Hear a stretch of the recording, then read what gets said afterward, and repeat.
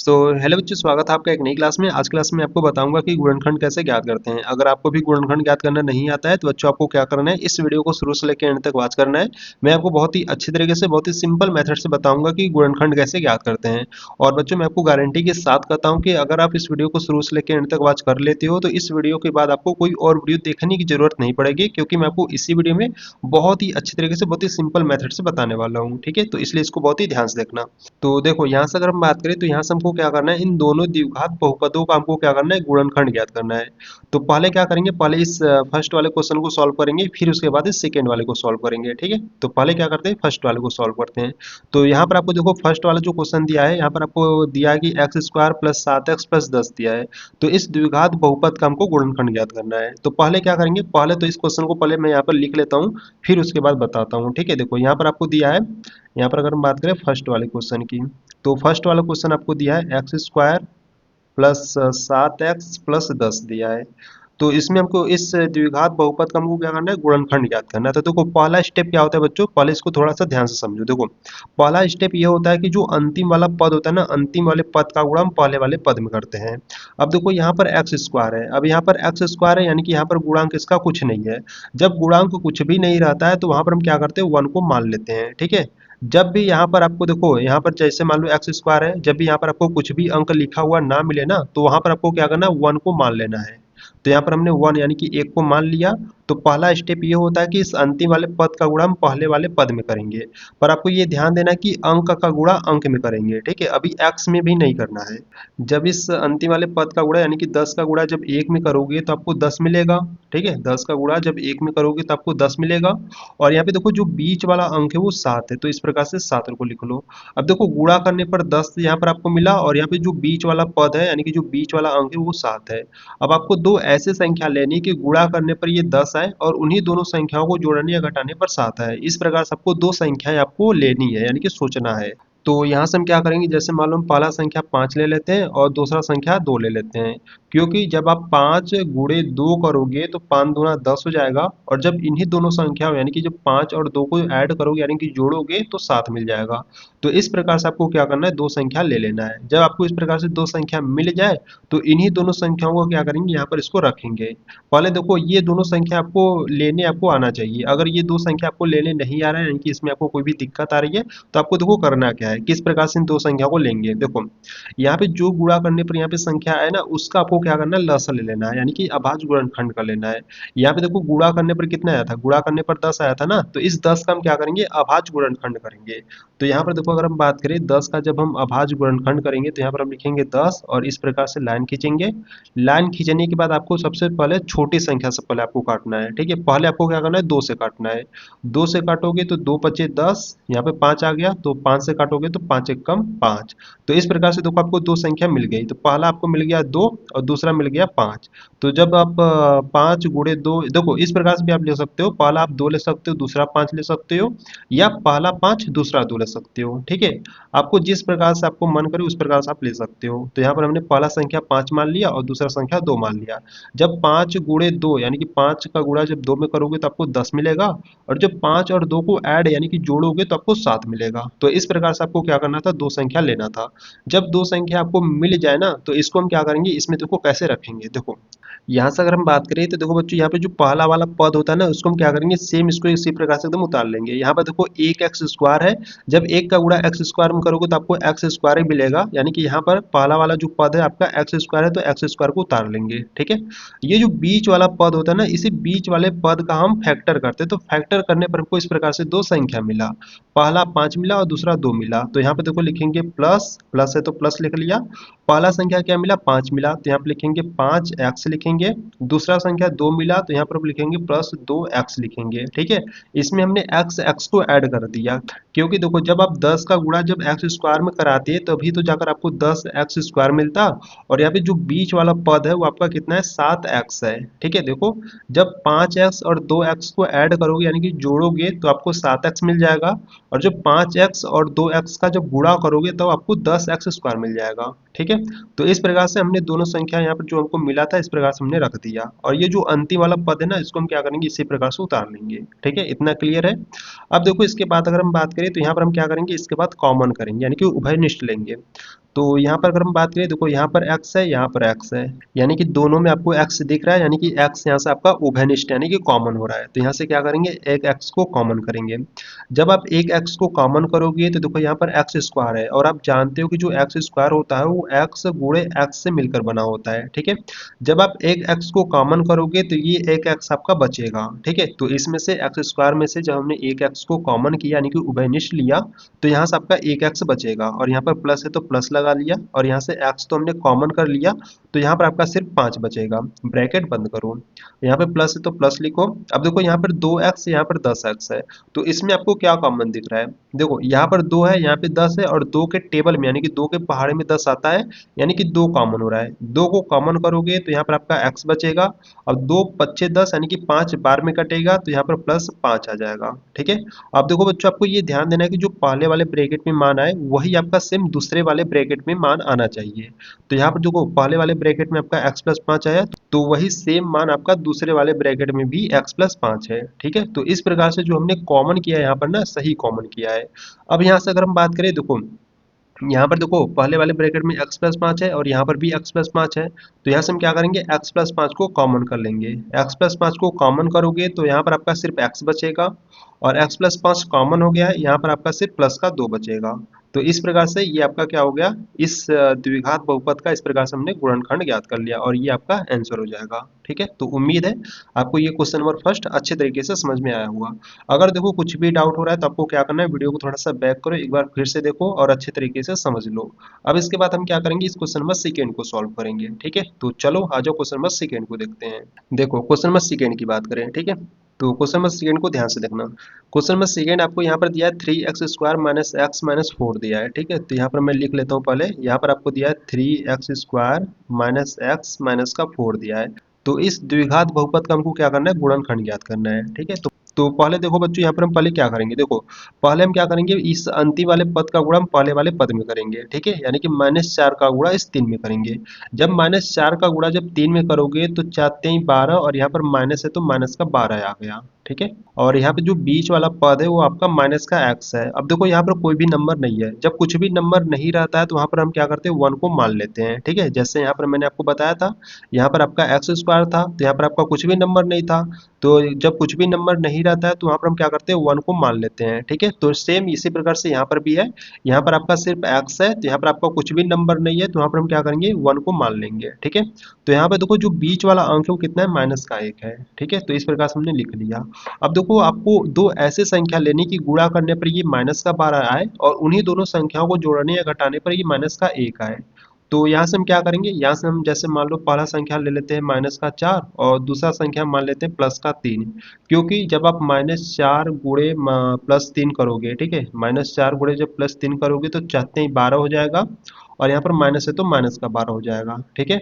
और जब आप -4 में से +3 को घटाओगे तो -4 में से +3 जाएगा तो माइनस का 1 आ जाएगा, ठीक है। तो इस प्रकार से आपको क्या करना है, दो संख्या को ले लेना है। अगर ये दोनों संख्या आपको लेने नहीं आ रहा है तो आपको क्या करना है, यहाँ पर जो गुणा करने पर यहाँ पर संख्या आ रहा है उसका आपको क्या करना है, अभाज्य गुणनखंड करना है, ठीक है। तो यहाँ पे देखो, यहाँ पर गुणा करने पर कितने आया था, माइनस का 12, तो यहाँ पर हम क्या करेंगे, 12 का अभाज्य गुणनखंड करेंगे, ठीक है। तो यहाँ से अगर हम बात करें, देखो यहाँ पर गुणा करने पर कितने आया था, माइनस का 12, तो यहाँ से हम क्या करेंगे, 12 का अभाज्य गुणनखंड करेंगे। आपको ये माइनस अभी ध्यान नहीं देना है, ठीक है। बस आपको क्या करना है, 12 का अभाज्य गुणनखंड करना है, ठीक है। देखो यहाँ पर हम लिखेंगे 12, और इस प्रकार से आपको लाइन खींचना है। लाइन खींचने के बाद इसको आपको सबसे छोटे संख्या से पहले आपको काटना है। पहले 2 से काटोगे, 2 से काटोगे तो 2 छक्के 12, अब यहाँ पे 6 आ गया, फिर 2 से काटो, 2 से काटोगे तो 2 तिहाई 6, अब यहाँ पे 3 आ गया तो 3 एकम 3। तो इस प्रकार से हमने 12 का अभाज्य गुणनखंड कर लिया। अभाज्य गुणनखंड करने के बाद देखो इस प्रकार से हमको नंबर मिला, तो इसी नंबर में हमको इस प्रकार से बनाना है कि गुणा करने पर ये माइनस का 12 आए, और उन्हीं दोनों नंबर को जोड़ने या घटाने पर माइनस का 1 आए, ठीक है। तो यहाँ पर हम क्या करेंगे, यहाँ पर देखो, यहाँ पर अगर हम बात करें तो इस प्रकार से हमको नंबर मिला था, तो यहाँ पर हम इस 2 और इस 2 का गुणा करा देंगे। जब 2 गुणे 2 करोगे तो आपको 4 मिलेगा, और यहाँ पर आपका एक 3 है, ठीक है। तो पहला संख्या आपको 4 मिल गया, और यहाँ पे 3 मिल गया। पर आपको ये ध्यान देना है कि गुणा करने पर कितना आना चाहिए, माइनस का 12 है। तो यहाँ पर हम क्या करेंगे, इस 4 को क्या करेंगे माइनस में ले लेंगे और ये जो 3 है ना इसको हम प्लस में ले लेंगे। क्योंकि जब आप -4 गुणे 3 करोगे, यानी कि जब -4 का गुणा जब +3 में करोगे तो आपको कितना मिलेगा, -12 मिलेगा। और जब -4 में से +3 को घटाओगे तब जाकर आपको -1 मिलेगा। ठीक है, तो इस प्रकार से आपको दो संख्या आपको ले लेनी है। जब दो संख्या आपको मिल जाए तो इन दोनों संख्याओं को हम क्या करेंगे, यहाँ पर रखेंगे। देखो कैसे रखेंगे, देखो यहाँ पर अगर हम बात करें तो यहाँ पर देखो जो पहला वाला पद होता है उसको हम सेम इसी प्रकार से उतार लेंगे, यानी कि यहाँ पर आपका 3x² है तो इसको हम इसी प्रकार से उतार लेंगे 3x²। यहाँ पे जो बीच वाला पद होता है इसी बीच वाले पद का हम फैक्टर करते हैं, तो फैक्टर करने पर हमको इस प्रकार से दो नंबर मिला। पहला नंबर आपको -4 मिला और दूसरा नंबर +3 मिला। ठीक है, देखो पहला क्या है, -4 है तो यहाँ पर आप लिखोगे -4x लिखोगे, और यहाँ पर दूसरा 3 है यानी कि +3 है तो +3x लिखोगे। ठीक है, आपको x x आपको ऐड कर लेना है, क्योंकि यहाँ पर जब -4 का गुणा जब 3x² में कराओगे तब जाकर आपको -12x² मिलेगा, और यहाँ पे जो बीच वाला टर्म है वो आपका कितना है, -x है। ठीक है, तो देखो जब -4x का गुणा जब 3x में करोगे तो 4 तेई 12, और x का गुणा x में करोगे तो 12x² आएगा, यानी कि -12x²। ठीक है, और जब -4x में से +3x घटाओगे तभी तो जाकर आपका माइनस का x आएगा। ठीक है, तो इस प्रकार से आपको क्या करना था, इसमें x और x को ऐड कर लेना है। ठीक है, अगर देखो बच्चों आपको ये वाला मेथड समझ में नहीं आ रहा है ना, तो इसके बाद मैं आपको थोड़ा सा सिंपल मेथड बताऊंगा। ठीक है, तो पहले क्या करते हैं, पहले इसको सॉल्व कर लेते हैं फिर उसके बाद देखेंगे। ठीक है, तो देखो यहाँ पर हम बीच वाले पद का फैक्टर करते हैं, तो फैक्टर करने पर हमको पहला संख्या -4 मिला था और दूसरा संख्या +3 मिला था।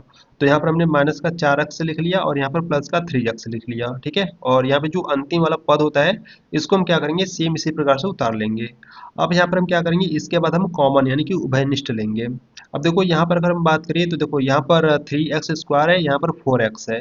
दोनों में आपको x आपको दिख रहा है, जब दोनों में x आपको दिख रहा है यानी कि यहाँ पर आपका x कॉमन हो रहा है, यानी कि उभयनिष्ठ हो रहा है। तो यहाँ से हम क्या करेंगे, x को कॉमन लेंगे। जब आप x को कॉमन लोगे तो यहाँ पर आपका 3 बचेगा, और यहाँ पर x² में से एक x कॉमन लिए हो इसलिए आपका x बचेगा। क्योंकि आप जानते हो कि जो x² होता है वो x गुणे x से मिलकर बना होता है। जब हम इसको कॉमन लेंगे यानी कि x² में से जब एक x को कॉमन लेंगे तो ये आपका एक x बचेगा। तो यहाँ पर आपका x आपका बच गया, और यहाँ पे 3 है तो 3 हो गया। ठीक है, यहाँ पर माइनस है तो माइनस लगा लो। x को हमने कॉमन कर लिया है, यहाँ पर आपका सिर्फ क्या बचेगा, -4 बचेगा। ठीक है, इतना क्लियर है। अब क्या करेंगे, अब इसमें और इसमें कॉमन करेंगे। देखो अगर हम बात करें तो यहाँ पे 3x है, यहाँ पर -4 है। अब इन दोनों में आपको कुछ भी कॉमन नहीं दिख रहा है। जब कुछ भी कॉमन नहीं दिखता है तो यहाँ पर हम क्या करते हैं, +1 को कॉमन ले लेते हैं। जब कुछ भी कॉमन नहीं रहेगा तो यहाँ पर हम क्या करेंगे, +1 को कॉमन ले लेंगे। +1 को हमने कॉमन ले लिया तो यहाँ पर आपका क्या है, यहाँ पर आपका 3x है और यहाँ पर -4 है। तो इस प्रकार से हम क्या करेंगे, लिख लेंगे। ठीक है, अब देखो यहाँ से अगर हम बात करें तो यहाँ पे देखो जो पहले वाले ब्रैकेट में मान है वही मान आपका सेम दूसरे वाले ब्रैकेट में है। ठीक है, यानी कि यहाँ पर जो हमने कॉमन किया वो सही कॉमन किया है। ठीक है, तो यहाँ पर हम क्या करेंगे, अब यहाँ पे देखो बच्चों जो पहले वाले ब्रैकेट में मान है वही सेम दूसरे वाले ब्रैकेट में भी है। ठीक है, यानी कि यहाँ पर हमने जो कॉमन किया है वो सही कॉमन किया है। अब इसके बाद हम क्या करेंगे, देखो यहाँ पर पहले वाले ब्रैकेट में मान 3x-4 है और यहाँ पे भी 3x-4 है। तो यहाँ से हम क्या करेंगे, इस 3x-4 को कॉमन कर लेंगे। 3x-4 को कॉमन करोगे तो यहाँ पर आपका सिर्फ x बचेगा। 3x-4 कॉमन किया है इसलिए यहाँ पर आपका प्लस का 1 बचेगा सिर्फ। ठीक है, तो इस प्रकार से ये आपका क्या हो गया, इस द्विघात बहुपद का गुणनखंड आपको इस प्रकार से मिल गया। ठीक है, तो ये आपका क्या हो जाएगा, आंसर हो जाएगा। तो उम्मीद है आपको क्वेश्चन नंबर सेकेंड भी अच्छे तरीके से समझ में आया होगा। अब इसी क्वेश्चन को देखो बच्चों मैं आपको थोड़ा सा सिंपल मेथड से बता रहा हूँ। ठीक है, तो इसको थोड़ा सा ध्यान से देखना। देखो यहाँ से अगर हम बात करें तो यहाँ पर आपका जो क्वेश्चन है पहले इसको लिख लेता हूँ। देखो यहाँ पर आपको 3x² दिया है और माइनस का x दिया है और माइनस का 4 दिया है। ठीक है, तो इसी वाले को थोड़ा सा और सिंपल से सॉल्व करते हैं, यानी कि इसको थोड़ा सा ओपन कर कर मैं आपको बता रहा हूँ। ठीक है, देखो यहाँ पर अगर हम बात करें तो देखो पहला स्टेप आपका क्या होता है, पहला स्टेप ये होता है कि अंतिम वाले पद का गुणा हम पहले वाले पद में करते हैं। यहाँ पे देखो जब -4 का गुणा जब 3 में करोगे तो कितना आ जाएगा, -12 आ जाएगा। और यहाँ पे जो बीच वाला टर्म है वो आपका माइनस का x है। अब यहाँ पे देखो कोई भी नंबर नहीं है, जब कुछ भी नंबर नहीं रहता है तो यहाँ पर हम क्या करते हैं, 1 को मान लेते हैं। तो यहाँ पे जो बीच वाला नंबर है कितना है, आपका -1 है। अब आपको दो ऐसी संख्या लेनी कि गुणा करने पर ये -12 आए और उन्हीं दोनों संख्याओं को जोड़ने या घटाने पर ये -1 आए। तो यहाँ पर हमने संख्या माना था -4 माना था और +3 माना था, क्योंकि जब आप -4 गुणे +3 करोगे तो 4 तेई 12 हो जाएगा, और यहाँ पर माइनस है तो -12 हो जाएगा। ठीक है, और जब आप -4 +3 को ऐड करोगे तो -1 आ जाएगा। तो इस प्रकार से आपको दो संख्या ले लेनी है। ठीक है, अब दो संख्या आपको मिल गई, ठीक है। अब दो संख्या जब आपको मिल जाए तो आपको देखो किस प्रकार से रखना है। देखो यहाँ पे जो पहला वाला पद होता है इसको हम सेम इसी प्रकार से उतार लेंगे, 3x² है तो 3x² उतार लेंगे, ठीक है। अब देखो यहाँ पे जो हमको पहला नंबर मिला था वो -4 मिला था, और जो दूसरा नंबर है वो +3 है, ठीक है। तो पहला आपका क्या है, पहला -4 है, तो यहाँ पर भी लिखेंगे, देखो यहाँ पर हम लगाएंगे, पहले प्लस लगाएंगे। यहाँ पे देखो क्या है, -4 है तो लिखेंगे -4 लिखेंगे, और दूसरा +3 है तो +3 लिखेंगे। और यहाँ पे देखो इनटू में x है, ठीक है। यहाँ पे देखो -1x है ना, यानी कि माइनस का x था, यानी कि यहाँ पर हम x का मल्टीप्लाई करा देंगे, और यहाँ पर माइनस है तो माइनस लिख देंगे, और यहाँ पर आपका 4 है तो 4 लिख देंगे, ठीक है। इतना आपको क्लियर है ना। देखो पहले यहाँ पर हमने क्या किया, पहला वाला जो पद था उसको सेम इसी प्रकार से उतार लिया, ठीक है। और यहाँ पर प्लस लगाया, प्लस लगाने के बाद ब्रैकेट में देखो यहाँ पर हमको दो नंबर मिला था, पहला -4 और दूसरा +3, तो यहाँ पर लिखा -4 और यहाँ पर +3 लिखा, और यहाँ पर x है तो यहाँ पर x लिख लिया, और यहाँ पर -4 है तो -4 लिख लिया। अब यहाँ पर हम क्या करेंगे, इस x का मल्टीप्लाई यानी कि इस x का गुणा इस ब्रैकेट में करा देंगे, ठीक है। तो यहाँ पर आपका 3x² है तो 3x² हो जाएगा, और देखो x का गुणा जब -4 में करोगे तो -4x मिलेगा, और इस x का गुणा जब 3 में करोगे तो आपको 3x मिलेगा, और यहाँ पर -4 है तो -4, ठीक है। अब देखो यहाँ पर अगर हम बात करें तो यहाँ पर हम क्या करेंगे, अब कॉमन करेंगे यानी कि उभयनिष्ठ लेंगे। तो यहाँ पर देखो 3x² है, यहाँ पर -4x है, तो यहाँ पर दोनों में आपको x दिख रहा है। जब दोनों में x आपको दिख रहा है यानी कि यहाँ से आपका x कॉमन हो रहा है। x को कॉमन करोगे तो यहाँ पर आपका 3 बचेगा, और x² में से एक x कॉमन किए हो इसलिए यहाँ पर आपका एक x आपका और बचेगा, और यहाँ पर माइनस है तो माइनस, x तो हमने कॉमन कर लिया, और यहाँ पर आपका 4 है तो 4 बचेगा। अब देखो यहाँ पर अगर हम बात करें इसमें और इसमें आपको क्या कॉमन दिख रहा है, देखो यहाँ पर 3x है, यहाँ पर -4 है, यानी कि इसमें कुछ भी कॉमन नहीं है। जब कुछ भी कॉमन नहीं रहता है तो वहाँ पर हम क्या करते हैं, 1 को कॉमन ले लेते हैं। जब 1 को कॉमन लोगे तो यहाँ पर आपका कितना हो जाएगा, 3x - 4 हो जाएगा। अब देखो यहाँ पर जो पहले वाले ब्रैकेट में मान है वही सेम दूसरे वाले ब्रैकेट में भी है, यानी कि यहाँ पर हमने जो कॉमन किया वो सही कॉमन किया है, ठीक है। अब यहाँ पर हम क्या करेंगे, यहाँ पर देखो 3x - 4 यहाँ पर भी है, और 3x - 4 यहाँ पर भी है। तो यहाँ से हम क्या करेंगे, 3x - 4 को कॉमन ले लेंगे। 3x - 4 को कॉमन लोगे तो यहाँ पर आपका सिर्फ x बचेगा। 3x - 4 आपका कॉमन हो गया तो यहाँ पर आपका सिर्फ प्लस का 1 बचेगा, ठीक है। तो इस प्रकार से ये आपका आंसर हो जाएगा, ठीक है। तो सेम आपका यही वाला मेथड है, बस मैंने यहाँ पर आपको क्या किया, इसको थोड़ा सा ओपन कर कर मैंने आपको बताया है, ठीक है। तो उम्मीद है आपको ये वाला भी अच्छे तरीके से समझ में आया होगा। तो यहाँ से आज की वीडियो में हमने सीखा कि गुणनखंड कैसे ज्ञात करते हैं, ठीक है। तो उम्मीद है ये दोनों क्वेश्चन आपको अच्छे तरीके से समझ में आ गए होंगे। अगर इन दोनों क्वेश्चन में से किसी भी क्वेश्चन में अगर आपको डाउट है, कोई भी प्रॉब्लम है, कुछ भी दिक्कत आ रही है, तो आपको क्या करना है, कमेंट्स बॉक्स में आपको बता देना है, और आपको वीडियो कैसी लगी ये भी आपको बता देना है। अगर आपको वीडियो अच्छी लगी तो वीडियो को लाइक कर दीजिएगा, चैनल पर नए हो तो चैनल को सब्सक्राइब कर दीजिएगा, और अपने दोस्तों के साथ ज़रूर शेयर कर दीजिएगा, ठीक है। तो चलो बच्चों, मिलते हैं नेक्स्ट वीडियो में, तब तक के लिए जय हिंद जय भारत।